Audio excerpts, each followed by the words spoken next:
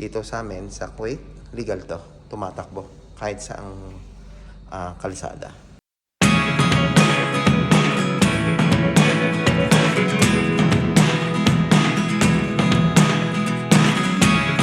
Never really know what's going on. Wala kang makita, no? Harap, no? Magandang umaga sa inyo.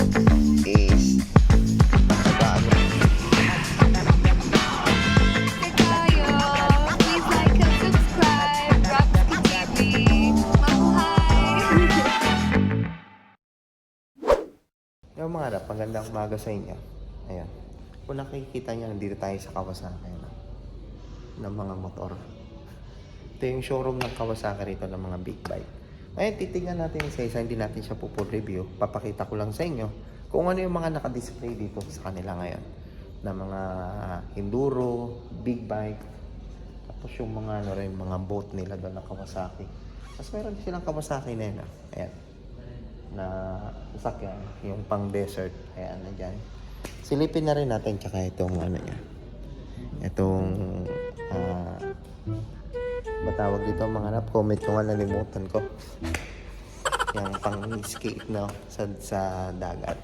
Ayan, isa-isa natin silipin mga harap, ha, at tingnan natin yung konting presyo ko. May mga nakadikit na presyo dyan.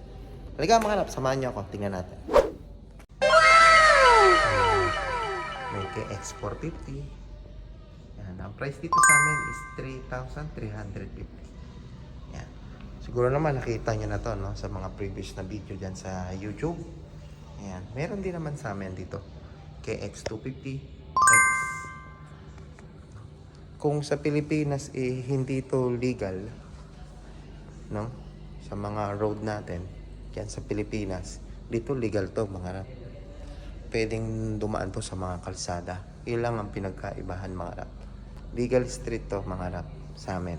Basta't mayroong papel, yan, okay yan. Tingnan, wala mga ilaw. So, sa atin, hindi siya legal dyan. Dito sa amin, sa Kuwait, legal to. Tumatakbo kahit saang kalsada. Ito yung sinasabi ko sa inyo mga rap. Brute force, 750, 4x4. EF camo. Tingnan nyo mga rap. Ito yung ginagamit mga rap, pang desert. Ito yung cambio niya. Ang ganda ng ano niya, head niya, no? Pang militar. Plastic to mga rap. Cambio na rin. Yung mga rap, naalala ko na, jet ski. Gawa ng Kawasaki. Yan, may mga jet ski din sila rito. Yan, dito lagay ng gasolina.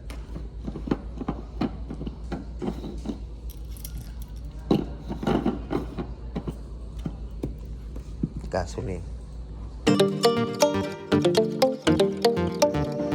Meron din sila rito isa. Medyo malaki. 4-seater. 4x4 din to mga harap. Lupit nito no? Ayan.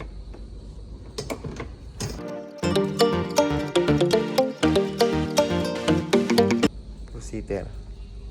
Tapos ito naman 2-seater or 3 handbrake. Tapos pwede kang magkarga dito ng gamit.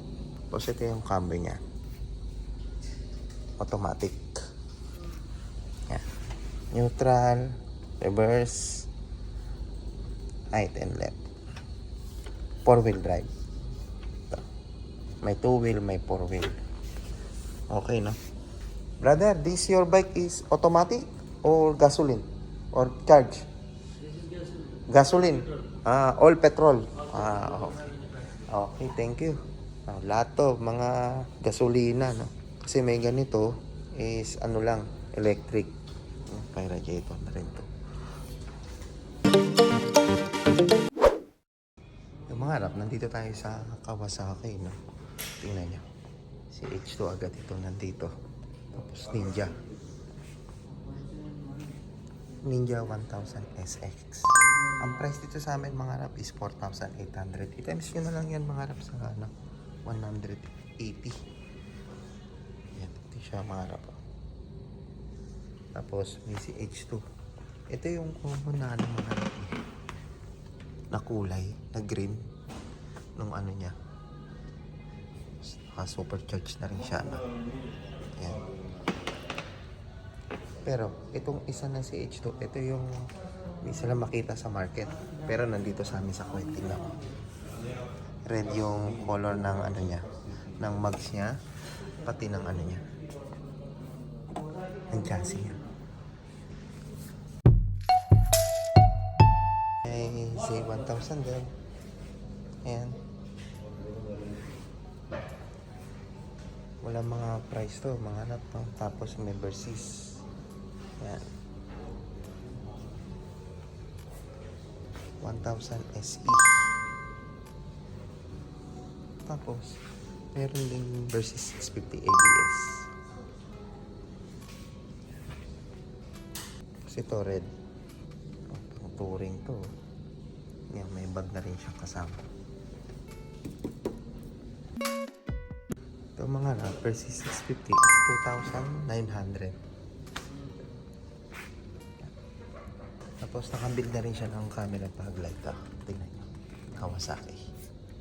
Yung caliper niya, nakasaninisin siya. ABS na rin yung harap. Tingnan natin ito. W800 Street Cafe. Meron din Vulcan S. Ayan. Yung ating yan ng white.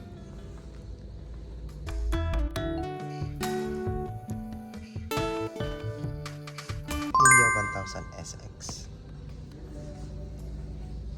Ito, Ninja CX-10R. 6,300 KD.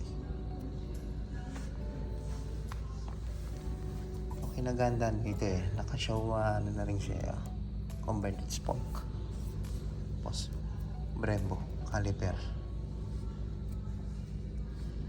Ninja 10R.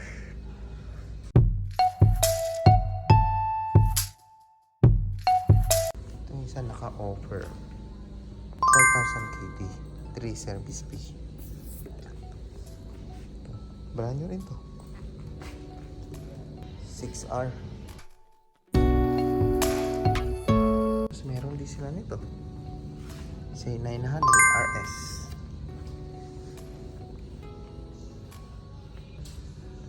W800 Street. Ito pang old school. Tingnan nyo. Yung ano niya, panel niya, no? Hindi siya digital. Street Cafe, 2022 model. 22 rin to mga anak, no? Ito, mas lamang lang ng 200 KD. Tapos doon sa taas, meron din sila rito, no? CX-10R. Ang Brembo na din siya, no? 400. Ito yung CX-10R din. 6,300. Yan, 6,400. Ganda ng black, no? Show 134 na rin to. Tapos Brembo. Ito yung CH2. Hindi siya full carbon, ano? Di ba mayroong may ganito, may full carbon? Ninja H2. Ito mga rap, meron din sila rito na sa akin na si Bob. Ito yan mga rap, oh. Yan, oh. Ang galing, no? Ito yan mga rap. Ito. Dito kayo hawak. Tapos siya na mismo mag-ano sa inyo. Ayan.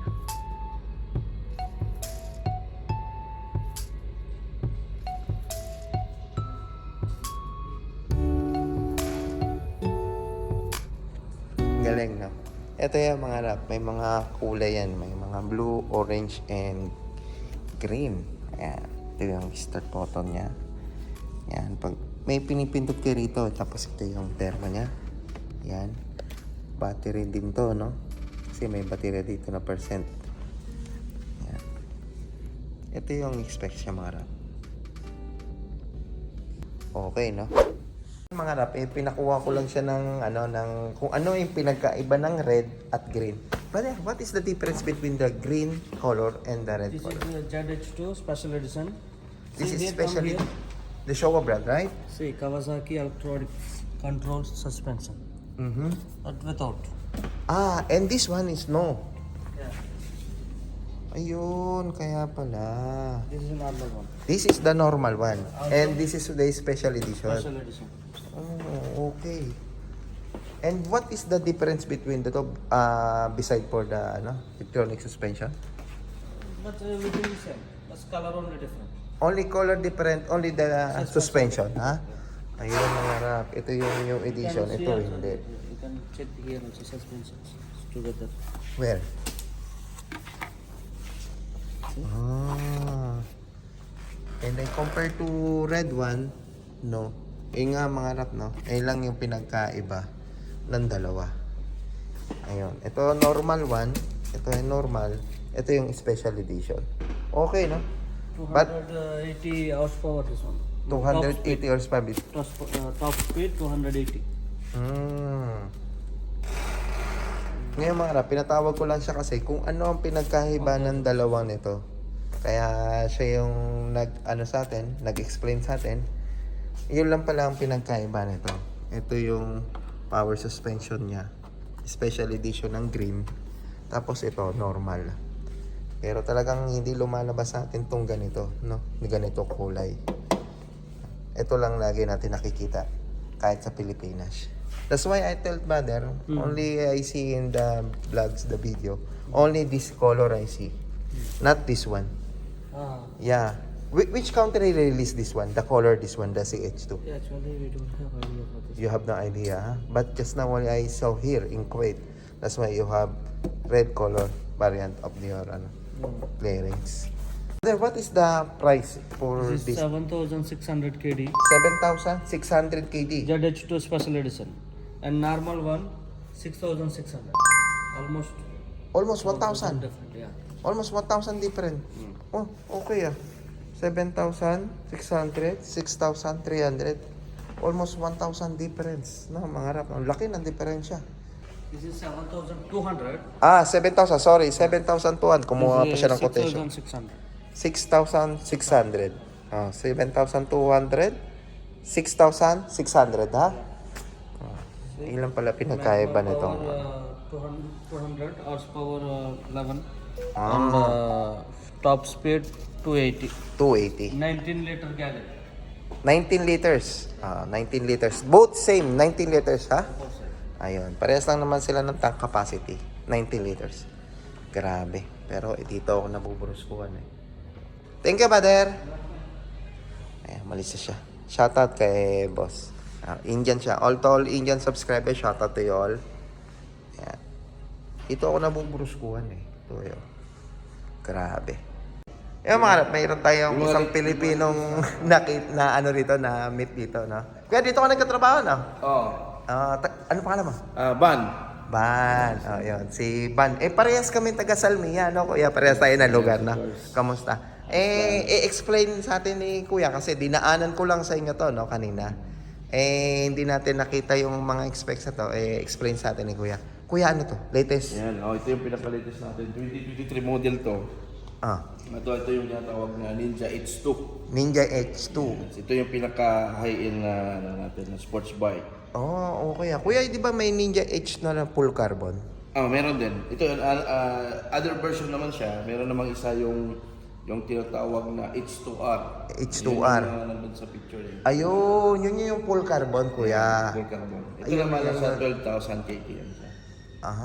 Hindi siya carbon fiber. Regular lang siya, pero same engine lang. Same engine lang. Same engine, same. Okay. Kuya, yung isa? Ito, meron tayong ZX-10R naman siya. Sports version din, 1000cc. Yan, 2023 model. 2023 model. Kuya, lahat itong mga motor na to nasa taas, 2023 model. Yes, mga brand new yan. Kararating lang yun, almost. Okay ah. Last week yan. Ano kuya pinagkaiba ng CX-10R? Ito, CX-10R din. Parehas din, kaso lang, magkaiba lang siya ng kulay. Variant lang ng color. Ito, ang green, of course, ang green, ito yung signature ng Kawasaki. Oo nga, itong gray. Tinatawag nito na KRT Edition. KRT edition. Kawasaki Racing Team. Oh. So, napapansin mo dito, ayan, ito siya. Ayan. So pag nakita ka ng green na ganyan, kumbaga racing team, special na ano yun siya. Ah, Ito okay. naman regular, bagong color ng ano naman. Ito yung bagong color ng CX-10R. Meron na kayo sa Pilipinas na, kuya? Meron. Meron na rin lumabas to. Marami na yun. Kuya, yung kanina na ano ko kay Bay, yung red ng CH2 natin. Kasi minsan lang makita yung red na yun eh. Okay. Di ba? Ayan mga anak, ulitin natin kasi nga inano lang ni Bay yung pinagkaiba ng difference nung dalawa. Ito yung kuya hindi natin makita sa Pilipinas, no? Ito ganito. Meron na to. Hindi, ito wala pa. itong yung kulay. bagong labas. Ito lagi yung nakikita natin na color, color green. Ito Z1000 naman.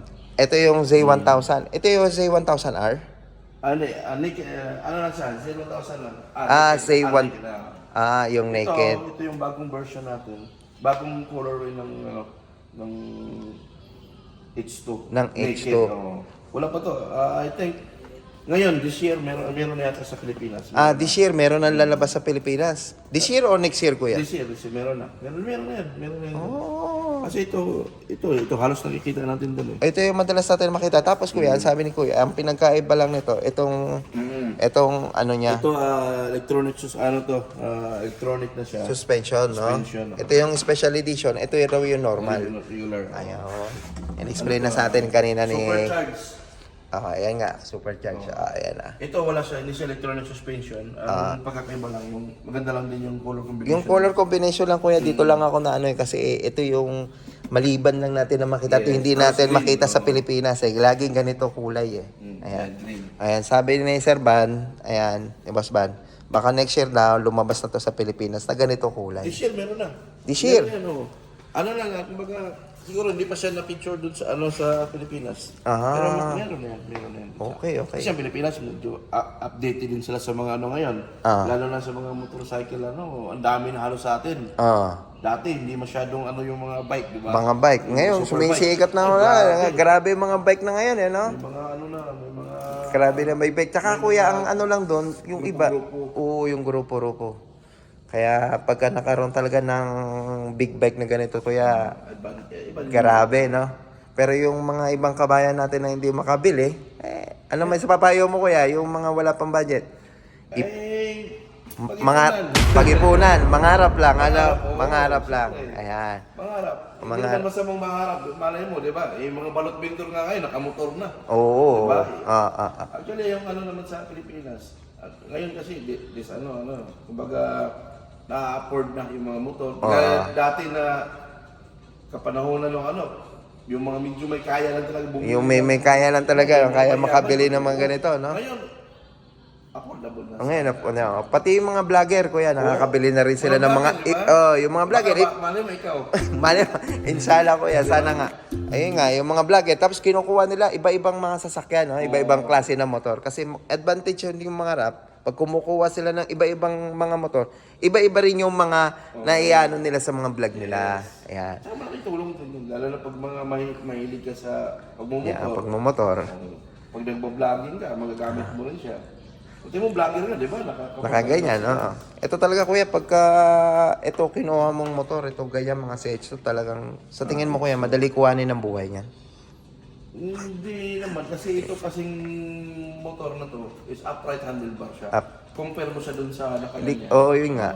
Ang problema, kuya, ang inaano ko lang, sobrang bilis kasi nito Actually, controllable naman siya. Hindi naman siya, mabilis kung sasagad mo talaga siya. Kaso lang, ito kasing mga ganitong bike is comfortable siya in terms of pang long distance mo, kung gusto mo mabilis.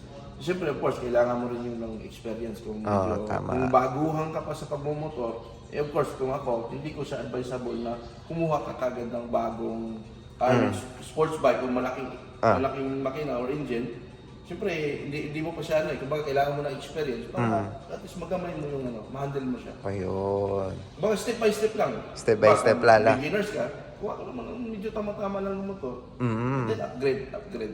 Ayun. Kasi usually dito sa bansang Kuwait, halos kadalasan nito, mga batang, mga first timer, gusto nila pag bumili ng motor. Big bike agad. Big bike agad. Big bike agad. Kaya marami silang yung nadidisgrasya. Aksidente, mamatay, nababalian yung mga... Lalo na pag pumupunta dito yung pumunta sa salesman na hindi tama yung pagka-explain. Hindi Pag-i-explain na-advise sa'yo, ng tama. Dito naman, bago naman tayo bumili ng ng may mga customer tayo na pag nagmumotor, mga bawa, nag-inquire sa atin, tamang guidance din naman ang ibibigay natin. Kasi minsan, pag bumili lang ng motor, sasabihin mo na sir, I want to buy the bike. Hindi mo tinanong kung may experience ba siya. So, ang nangyayari, pag pumunta siya sa wrong person or wrong salesman, ang mangyayari, yung tendency na paglabas niya, binili yung motor, ma-accident. Ang problema kasi dito kaya sa atin, kuya, pag may pera, binigyan ka na ng pera. Yun. Binigyan ka na ng 7,000 KD. Mm-hmm. Kahit wala pa experience, kuya, pinapaliwanag nyo rin yung mga ganyan, lalo Oo, ng baguhan. kailangan aware din tayo sa mga ganon. Kasi hindi lang natin tinitingnan yung bintahan lang or makabinta lang tayo, makakomisyon lang tayo. Hindi. Dito, may personal, kasi ako nagmumotor din ako. So, kailangan natin na i-educate din natin yung mga buyer natin na, sir, ano bang purpose mo? Bakit itong binibili mo? Hindi yung basta lang na-attract sila o ano. Kasi minsan, tayo, pag nakita tayo ng iba-ibang kulay, na-attract tayo sa kulay, di ba? Gusto nyo bumili, agad. Pero yung totoo pala, hindi pala ako komportable dito, hindi pala itong tamang bike para sa akin. So, kailangan mo siyang i-guide. I-guide Oo, na i-guide natin. Hindi naman sinabing na hindi ka pwedeng bumili ng ganitong bike. Siyempre, pero step by step. Kasi ang natin doon yung safety ng safety rider. ng rider. Para ma-enjoy mo yung pag-ride. Pero dito kayo ngayon sa Kuwait, dito sa atin sa Kuwait, pagka may pera, kahit in-explain mo na yung ganung bagay, nagustuhan nila, kukunin na nila. Oo. At saka, mabilis na kasi yung pera Ano Iba naman, yung pera depende rin din naman kasi yung sa kausap mo, sa salesman na kung paano mo siya talaga. Kasi ako, personally, kahit gaano pa nila ipopursige ako, hindi, sabihin ko, I don't care about your money, I care about you. Gano'n na kayo, i-ano ko sa kanila i-insist ko sa kanila na yung proper guidance as a salesman or sa akin na may experience na nagbumotor, mamakikinig sila. Pero pag magkaiba kasi yung conversation, pag nagko-conversation kayo na medyo sinupalpal mo siya, magagalit talaga yun. Pero ako diba? Ganun siya. Ganun yung Pero bigyan mo siya ng time na mag-explain. And then yung time mo naman na ipaliwanag mo bakit hindi siya advisable sa mga beginners. Pero pag mga kuya, kunyari is beginner pa lang sa motor, gusto niya ng sisi, ino-offer niya yung maliliit na sisi. Yes. Actually sa akin, pag may mga nagtatanong ganun, lalo na mga baguhan talaga as in zero, ino-offer ko ang training. Training first. Mag-training ka, kasi ang mga motor nandiyan lang naman yan Mga showroom companies nandiyan lang naman yan. Naglalabas pang mga yan. So, gaya mo, magtanong ka sa akin na beginners ako sir, ano bang pwedeng tatanungin ko, may experience ka ba sa pag-ride? Sabihin mo, wala siya as in zero. So, I will advise you, go for the training first. After the training, saka ka mag-decide na kung anong motor na bibili mo. Kasi, ang training, isa yun sa mga mo na magkakaroon ka ng idea na ano bang motor na klaseng motor na bibiling ko in the future. And then isa din yun sa mga way na pag bumili ka ng motor or makikita mo kasi kung ano yung mga motor na dapat mo yung mga pangmalakihan ba, pang araw-araw ba. Pero sa mga pang beginners talaga, hindi ko siya ina-advise yung mga yung malakihan talaga. Pero naman mga normal bike lang muna, and then after that, pwede na siya mag-jump to the next level na. Kuya, salamat sa sa akin. Ayan, si Kuya Ban, mga rap, siya yung nag-explain sa atin kung ano. Subscribe nyo rin yung mo. Yung? Subscribe channel. Ano yung Karapski TV, Kuya. Karapski TV. Sa mga subscriber natin yan, kung hindi pa kayo nakasubscribe sa channel namin. Yes. Ayan. Kuya, baka may gusto kayo promote. Yung ko pala, Grind Street Merchandise, yung clothing natin. Yung clothing. Yes, support natin, local brand. Yan. Sa mga nandito sa Kuwait, i-ano ni bro yung i-screenshot ko na lang sa inyo yung ni page ni Kuya, no? Nawala din yung na. O pares kami nawala ng pares na hack yung page namin sa 4 months Facebook. lang. 4 months.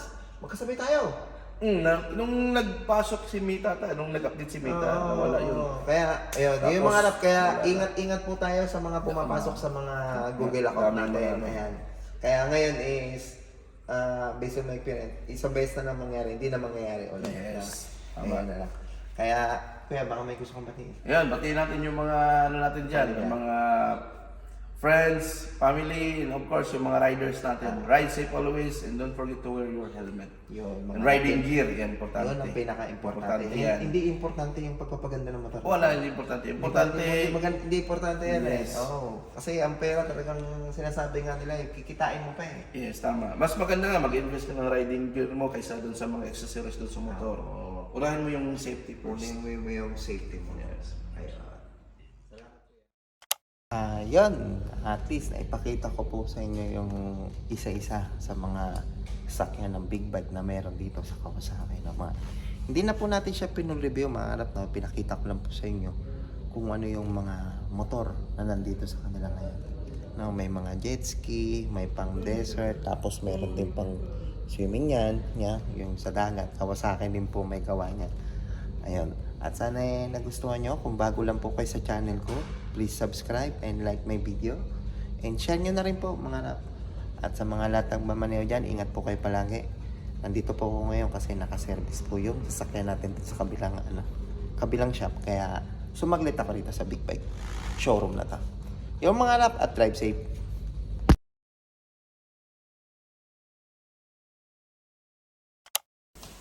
Yan mga rap. Ito yung part 1 ng mga big bikes natin. Ngayon sa tayo na mga riding gear. Ngayon, tinignan natin si Kuya. Dito siya kasi nakapwesto sa mga riding gear.